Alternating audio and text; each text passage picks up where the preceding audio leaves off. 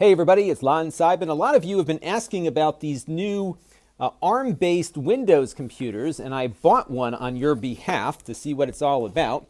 This is the ASUS NovaGo, and it's got the Qualcomm Snapdragon 835 mobile processor inside, and it's running Windows, but it's the ARM version of Windows, and we'll see what you can do with it, if anything, when we get this thing booted up. Costs about $700 though, so you could probably get a decent i5 2-in-1 for around this price. So you really have to want the battery life here. It feels like a regular laptop though. It doesn't feel any thinner or lighter than some of the Intel-based machines we've looked at recently. So that's my first impression, of course. This is a 2-in-1 though, so you can flip it over backwards into tablet mode if you want. So this is the keyboard. Feels pretty nice. It's got a trackpad that feels about what you would expect normally. Fingerprint sensor there. Over here we've got two USB 3 ports and the power port.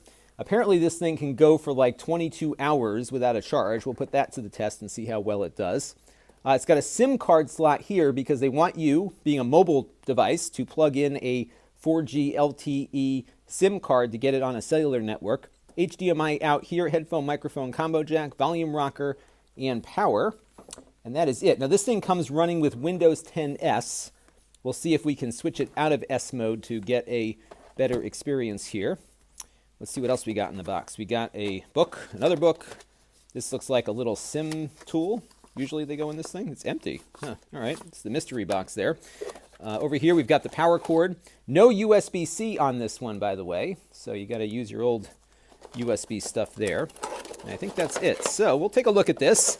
Again, we're not going to expect a lot out of this because this is not an Intel processor, so there's going to be a lot of software that's not going to work well on it, but we will try some Intel apps. I believe there is an emulation mode to get those Intel apps working, so we'll see how that goes. But do not, under any circumstances, expect a gaming powerhouse here, but we'll try out some games too. So stay tuned. Full review coming up soon on the main channel at lon.tv. This channel is brought to you by the lon.tv supporters, including gold-level supporters of the Black Eyed and Blues Music Hour podcast, Chris Allegretta, Tom Albrecht, and Kalyan Kumar.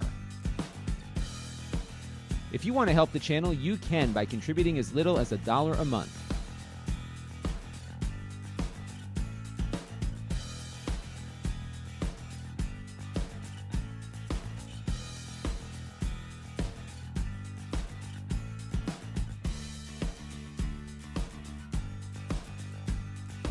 Head over to lon.tv/support to learn more.